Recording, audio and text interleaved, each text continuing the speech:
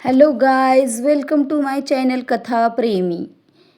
Dangerous इश्क भाग 49. पाठीमागचे भाग वाचण्यासाठी आपल्या चॅनलच्या प्लेलिस्टमध्ये जावा. तिथे तुम्हाला पहिल्या भागापासून सर्व भाग भेटतील. कथेला सुरुवात करूया. तुझा फोन कुठे आहे? अक्षतच्या काहीच लक्षात येत नव्हते की तो आता काय उत्तर देऊ. त्याने लगेच आपल्या एका खिशावर हात ठेवत म्हटले, तो माझा फोन. त्याचे बोलणे पूर्ण व्हायच्या आधीच आरवीने त्याच्या दुसऱ्या खिशावर हात ठेवला आणि त्या खिशातून फोन बाहेर काढत म्हणाला, हा तर आहे तुझा फोन. बॅटरी कमी आहे का काय? असे बोलत त्याने फोन ऑन केला तर फोन ऑन झाला. फोन तर ऑन होणारच होता कारण त्याची बॅटरी कमी नव्हती. उलट अक्षतचीच भीतीने वाईट अवस्था झाली होती. आरवी फोनकडे पाहत म्हणाला, तुझा फोन ऑन आहे तर तू दुसऱ्या कोणाकडे फोन का मागत होतास? अक्षतची बोलतीच बंद झाली होती. पण अचानकच तो हसला आणि म्हणाला, अरे यार, तुम्ही तर माझा पूर्ण प्लॅनच फ्लॉप केला भाई. ॲक्च्युली काय आहे ना, मी तुमच्यासोबत एक प्रँक करू इच्छित होतो. म्हणूनच मी विचार करत होतो की तुम्हाला अशा प्रकारे कॉल करावा की तो कॉल पाहून तुम्ही घाबरून जावे. मी तुम्हाला खोटं सांगणार होतो की मी कोणत्या तरी संकटात सापडलो आहे, जेणेकरून तुम्ही मला वाचवायला यावे आणि मी तुम्हाला मूर्ख बनवू शकेन. त्याच्या गोष्टी ऐकत आरवी मंद हसत होता.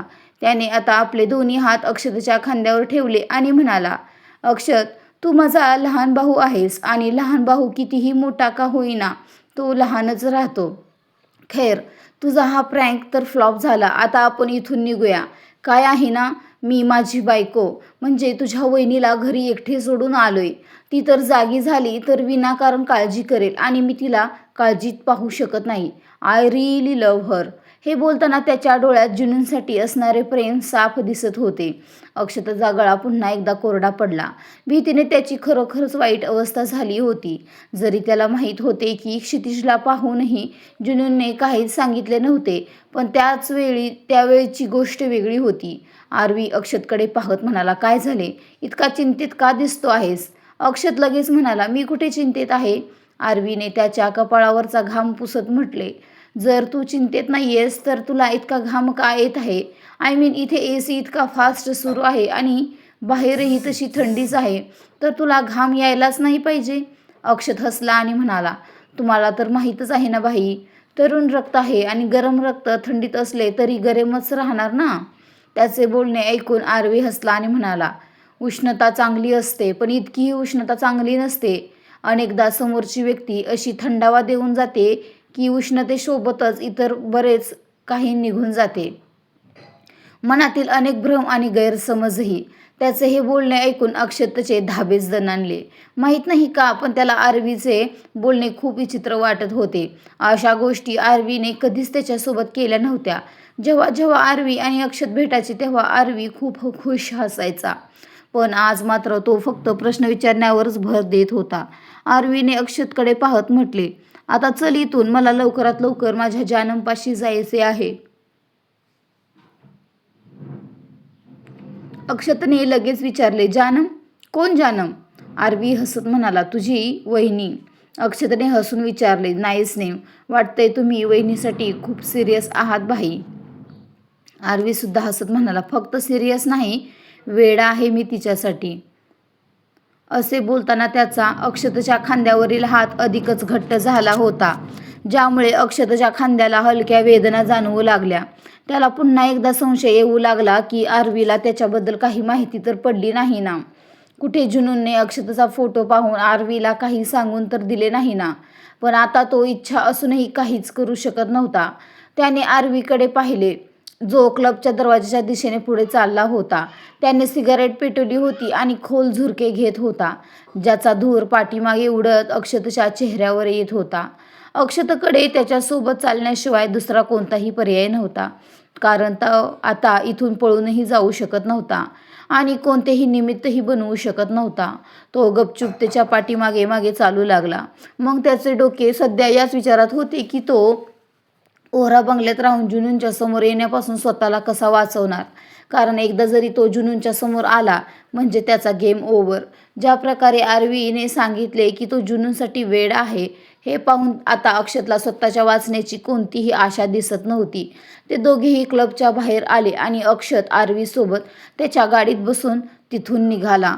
आरवी अक्षतला त्याच्या गाडीबद्दलही विचारत होता, पण अक्षतने कसले तरी निमित्त बनवून दिले की त्याची गाडी मात्र मित्र घेऊन गेला आहे, ज्यावर आरवीच्या चेहऱ्यावर एक वक्र हास्य उमटले. काही वेळानंतर ते वोहरा बंगल्यात पोहोचले. आरवी आणि अक्षत दोघेही गाडीतून बाहेर आले आणि घराच्या आत आले. आत आल्यावर आरवी अक्षतकडे पाहत म्हणाला, ये, मी तुला तुझ्या वहिनीशी भेटवतो. त्याचे हे बोलणे ऐकून त्यावर अक्षतचे भयंकर धाबे दणाणले. तो अशा प्रकारे जुनूनशी कसा काय भेटू शकत होता? त्याने घाबरतच लगेच म्हटले, सॉरी भाई, पण आता मी थोडी ड्रिंक घेतलेली आहे, तर मला नाही वाटत की मी या अवस्थेत वहिनींना भेटावं. चुकीचं इम्प्रेशन पडेल ना. आपण एक काम करूया, उद्या मी वहिनींना भेटतो. तसेही आता त्या झोपल्या असतील. तुम्हीच तर म्हणालात ना की तुम्हाला त्यांना डिस्टर्ब करायचं नाहीये. आरवी त्याच्या या बोलण्यावर मिश्किलपणे हसला आणि म्हणाला, तू एवढी स्पष्टीकरण का देतो आहेस? तू तर असा वागतोयस जणू मी एखादी तुझी मुलाखत घ्यायला सुरुवात केली आहे. खैर, या सगळ्या गोष्टी सोड. आता जा आणि तू झोपून घे. तसेही मला माझ्या जानमपाशी जायचे आहे. मला तिला डिस्टर्ब करायचे नाहीये, पण मी इतकेही जाणतो की माझ्याशिवाय तिला सुखाची झोप येत नाही. Good night. असे बोलून तो लगेच आपल्या खोलीत निघून गेला. आरवी गेल्यानंतर अक्षताने एक मोठा सुटकेचा श्वास सोडला आणि पुटपुटला, यार, कुठे फसलो मी? आता मी काय करू? मला काहीच सुचत नाहीये. इथून बाहेर कसं पडू? मला काहीतरी करावंच लागेल. एक काम करतो, रातोरात एखादं निमित्त काढतो आणि दुसऱ्या देशात पळून जातो. जर मी इथे राहिलो तर ती जुनून, नाही, माझ्या भाईची जानम माझा जीवच घेईल. हे बोलताना तो प्रचंड वैतागलेला आणि फ्रस्ट्रेट झालेला होता.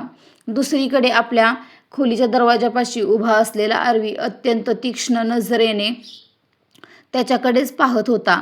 अक्षतची ही घालमेल पाहून आरवीच्या नजरा त्याच्यावर अधिकच गडद झाल्या. तो एका वक्र हास्यासह स्वतःशीच म्हणाला, मी फक्त माझ्या जानमवर प्रेम करत नाही, तर मी तिच्यासाठी वेडा आहे. आणि ज्याने कोणी माझ्या जुनूनसोबत चुकीचं केलं आहे, ते कृत्य केलं आहे, त्याला त्याची शिक्षा मिळणारच. मग तो कोणीही का असेना. हे बोलताना त्याचा चेहरा वेदना आणि भयंकर रागाने थरथर कापत होता. रागाच्या भरात त्याने आपल्या मुठी आवळल्या. तो खोलीच्या आत आला आणि त्याने आपला हात जोरात भिंतीवर मारला. त्याच्या बोटात जी अंगठी होती ती त्याच्या हातात वाईट रीतीने रुतली आणि त्याच्या हातातून रक्ताची धार वाहू लागली. तेवढ्यात जुनून अचानक ओरडली, मिस्टर गँगस्टर. तिचा आवाज ऐकून आरवीने लगेच मागे वळून पाहिले तर जुनून तिथेच उभी होती. तिच्या डोळ्यात पाणी आले होते आणि ती भीतीने थरथर कापत होती. ती धावतच आरवीपाशी आली. तिने त्याचा हात आपल्या हातात घेतला आणि अत्यंत व्याकुळ होऊन म्हणाली, हे तुम्ही काय केले मिस्टर गँगस्टर? जाणून बुजून तुम्ही स्वतःला दुखापत करून घेतली. तुम्ही स्वतःसोबत असे कसे काय करू शकता? बघा, तुमच्या हातातून किती रक्त वाहते आहे.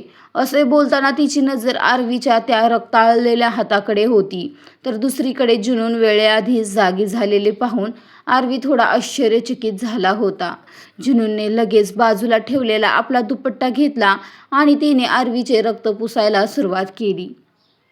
पण रक्त थांबण्याचं काही नावच घेत नव्हतं. तिने तातडीने आरवीला ओढत वॉशरूमच्या दिशेने नेले आणि त्याचा हात पाण्याच्या नळाखाली धरत म्हणाली, हे सगळं काय आहे मिस्टर गँगस्टर? तुम्ही स्वतःलाच का मारताय? का तुम्ही स्वतःला इतकी मोठी जखम दिली? जुनूनच्या या काळजीयुक्त बोलण्यावर आरवीच्या ओठांवर एक हलके आश्वासक हसू उमटले. त्याने आपला हात सोडवून तिच्या डोक्यावर ठेवला आणि म्हणाला, माझी जखम पाहून इतकी चिंतेत का झाली आहेस? जरासं रक्तच तर आहे ना, वाहतंय तर वाहू दे. तसंही आता रक्त पाणी झालं आहे. जुनून रडतच म्हणाली, कसल्या गोष्टी करताय तुम्ही मिस्टर गँगस्टर?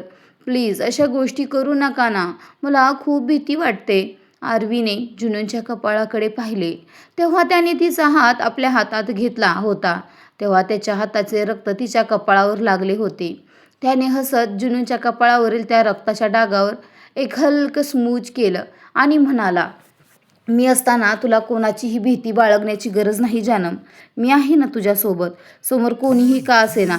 जर त्याने तुला त्रास दिला तर त्या माणसाच्या चिंधड्या करून टाकेन मी. हे बोलताना त्याचा चेहरा पुन्हा एकदा भयंकर रागाने लाल झाला होता. आरवीच्या तोंडचे हे शब्द ऐकून जुनून कमालीच्या आश्चर्याने त्याच्याकडे पाहतच राहिली. तिला आरवी खूप बदललेला वाटत होता.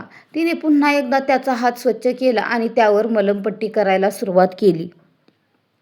आरवीच्या हातातून वाहणारे रक्त पाहून जणू तिलाच वेदना होत होत्या आणि हीच व्याकुळता तिच्या डोळ्यात साफ दिसत होती. आरवी जरी नशेत नव्हती तरी त्याचे डोळे मात्र रक्तासारखे लाल झाले होते. मलमपट्टी झाल्यानंतर जुनून आरवीला बेडवर घेऊन आली. तिने त्याच्या छातीवर आपले डोके ठेवले आणि म्हणाली, प्लीज यापुढे कधीही स्वतःला अशी दुखापत करू नका मिस्टर गँगस्टर. मी सर्व काही सहन करू शकते, पण तुम्हाला वेदनेत पाहू शकत नाही. मला माहीत नव्हतं की मी तुमच्यावर इतकं प्रेम करू शकेन. इतकं प्रेम करू लागेन की जखम तुम्हाला होईल आणि वेदना मला जाणवतील. आरवीने तिला आपल्या छातीपासून थोडं वेगळं केलं आणि आपल्या अतिशय इंटेन्स नजरेने तिच्या डोळ्यात पाहत विचारले, कुठे वेदना होत आहेत तुला? जुनून काही क्षणांसाठी त्याच्या या प्रश्नावर त्याच्याकडे पाहत राहिली आणि मग तिने त्याचा हात आपल्या हृदयावर ठेवला. एका अतिशय गडद आणि भावूक आवाजात ती म्हणाली, इथे. आता मला तडफडवू नका. त्याच्या प्रश्नावर आरवीने हलकेच हसून म्हटले, तर मग इथे तुला दिलासा देतो. त्याच्या या प्रश्नावर जुनून कमालीच्या आश्चर्याने त्याच्याकडे पाहू लागली, पण ती तोंडून काहीच बोलू शकली नाही.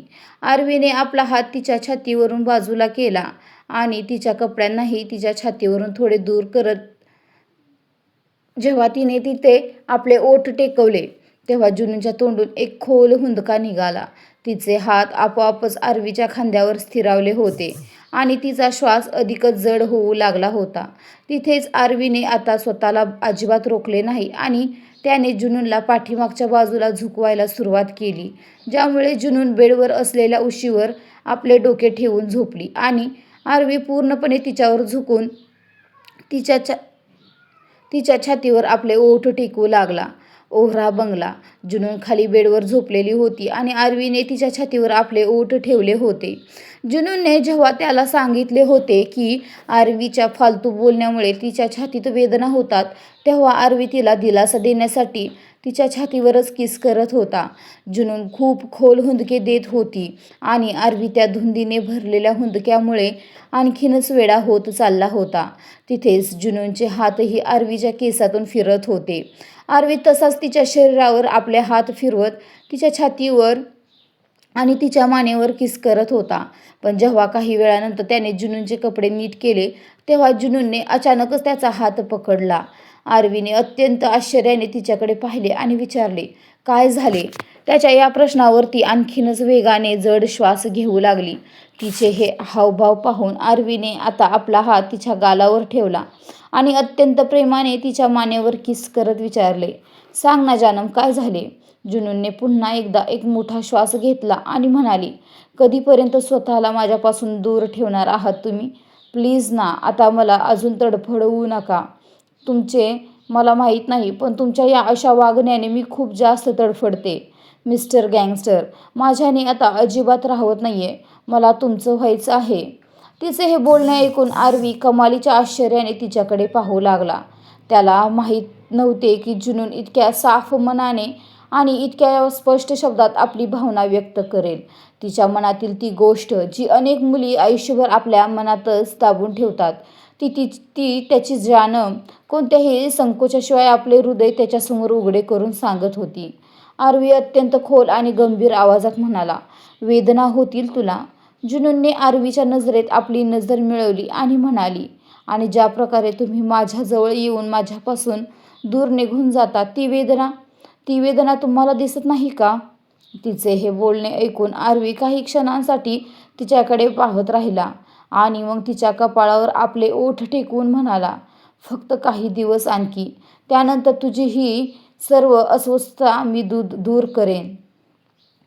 जुनून लगेच म्हणाली, जेव्हा ही अस्वस्थता तुम्ही आता दूर करूच शकत नाही, तर मग मला इतकी अस्वस्थ तरी का करता?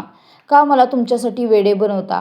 का माझ्याजवळ येता आणि मग मला असे अपूर्ण सोडून निघून जाता? तुमचं मला माहीत नाही की तुम्ही स्वतःवर कसा ताबा ठेवता, पण मला खूप काही जाणवते मिस्टर गँगस्टर. खूप रिकामेपण वाटू लागते. सांगा ना. हे बोलताना तिचा आवाज खूप थरथर कापत होता आणि तिच्या डोळ्यात हलकी आसवे तरंगू लागली होती. आरवीला माहीत नव्हते की त्याच्या या अशा वागण्याने जुनूनला अशा प्रकारे त्रास होत असेल. त्याने अत्यंत प्रेमाने जुनूनचा चेहरा पूर्णपणे आपल्या दोन्ही हातांच्या तळव्यात घेतला आणि म्हणाला, मी जवळ येतो तर तुला त्रास होतो? जुनूनने फक्त नकारार्थी मान हलवली आणि म्हणाली, नाही, जेव्हा तुम्ही दूर जाता तेव्हा त्रास होतो. आरवीने तिच्या कपाळावर किस केले आणि म्हणाला, फक्त काही दिवस आणखी, त्यानंतर मी तुझ्या इतका जवळ येईन की तू इच्छा असूनही स्वतःपासून माझा भास दूर करू शकणार नाहीस. मी प्रत्येक क्षणी तुला स्वतःच्या आत जाणवेन. तू पूर्णपणे माझी होऊन जाशील.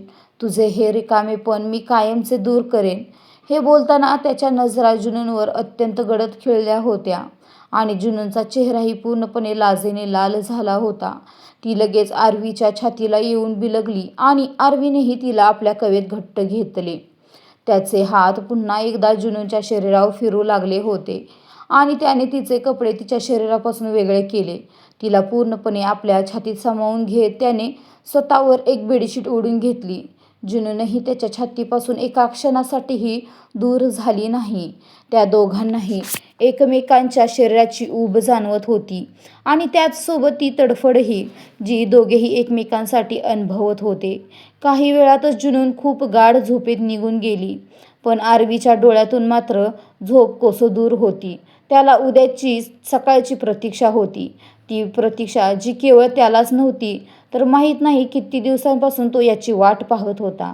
त्याच्या चेहऱ्यावरील हावभाव अत्यंत शांत आणि गंभीर होते, पण जेव्हा जेव्हा तो जुनूनकडे पाहायचा तेव्हा त्याचे हावभाव बदलायचे. तो इच्छा असूनही स्वतःला जुनूनपासून दूर ठेवू शकत नव्हता आणि अत्यंत प्रेमाने तिच्या कपाळावर किस करायचा. अशीच संपूर्ण रात्र निघून गेली आणि सकाळ झाल्यावर जुनूनने आपले डोळे उघडले. तिची नजर आपल्या बाजूला झोपलेल्या आरवीवर गेली. काल रात्री उशिरा झोपल्यामुळे आरवीचे डोळे अद्याप उघडले नव्हते. तिने हळूच आरवीच्या पाठीवरून बेडशीट बाजूला केली आणि मग ती त्याच्या अंगावर झोपली. आरवीने मिश्किलपणे हसून विचारले, काय हवंय तुला? तुला असं उचलून पुशअप काढू का? जुनून हसत म्हणाली, जेव्हा मी तुमच्यावर अशी झोपते तेव्हा तुम्ही पुशअप्स काढता का? तुम्ही तर मला थेट तुमच्या कवेतच घेता. ती बोलत असतानाच आरवीने अचानक कूस बदलली आणि तो सरळ झाला. त्याने पुन्हा एकदा जुनूनला आपल्या कवेत घट्ट ओढले. आरवीच्या या कृत्यावर जुनून हसून लागली आणि म्हणाली, बघितलं, तुमच्याने पुशअप्स निघतच नाहीत. वाटतं मी खूप जाड झाले आहे. एक काम करते, मी पण तुमच्यासोबत जिम जॉईन करते, म्हणजे माझं वजन कमी होईल. आरवी हसला आणि म्हणाला, तुला माहीत आहे, जेवढं तुझं वजन आहे ना तेवढं मी तुला एका हाताने उचलू शकतो आणि तू म्हणतेस की वजन कमी करायचंय, मग तर मी तुला माझ्या एका बोटावरच उचलेन. पण यार, एक प्रॉब्लेम होईल. जर मी तुला घेऊन कुठे बाहेर गेलो तर तू हवेत उडून तर नाही ना जाणार? त्याचे हे बोलणे ऐकून जुनूनचा चेहरा हिरमुसला झाला. ती नाराज होत म्हणाली, मी इतकी हलकी आहे का? आरवीने नकारार्थी मान हलवली आणि म्हणाला, नाही, खूप जड आहेस. इतकी जड की आता तुला स्वतःवर अनुभवून मला नीट श्वासही घेता येत नाहीये. मला भीती वाटते की कुठे माझा श्वास बंद. त्याच्या या बोलण्यावर आत्ता जुनूनचे संपूर्ण शरीर रागाने थरथरू लागले. ती लगेच आरवीपासून दूर झाली. हे पाहून आरवीने हसत खुशी बदलली. तो तिच्या जवळ आला आणि म्हणाला, हाय हाय, माझी जानम रागवते पण खूप छान. लाल झाली एकदम. जुनून तोंड फुगवून म्हणाली, मला तुमच्याशी बोलायचंच नाहीये. आरवी लगेच म्हणाला, नक्की? जुनूननेही होकारार्थी मान हलवली आणि म्हणाली, हो, अगदी पक्का, एकदम पक्का. आरवी आता तिच्यावरून बाजूला झाला आणि म्हणाला, चला बघूया तर मग आपल्या दोघांपैकी कोण आधी एकमेकांशी बोलायला येतं ते. बघूया तू माझ्यावर जास्त वेळ रागावून राहू शकतेस की मी तुझ्यापासून जास्त वेळ दूर राहू शकतो. चालेल. त्याचे हे बोलणे ऐकून जुनून अचंबित झाली. हा कसला चॅलेंज होता? तिच्या चेहऱ्यावरील हावभाव पाहून आरवी म्हणाला, काय झालं? चॅलेंज सुरू होण्यापूर्वीच हरलीस की काय? जुनून रागाने म्हणाली, अजिबात नाही. तुम्ही मला चॅलेंज देताय ना, तर बघा मी तुमच्याकडून हे चॅलेंज जिंकून दाखवेन. आता मी तुमच्याजवळ येणार नाही, उलट तुम्हीच स्वतःहून माझ्याकडे याल.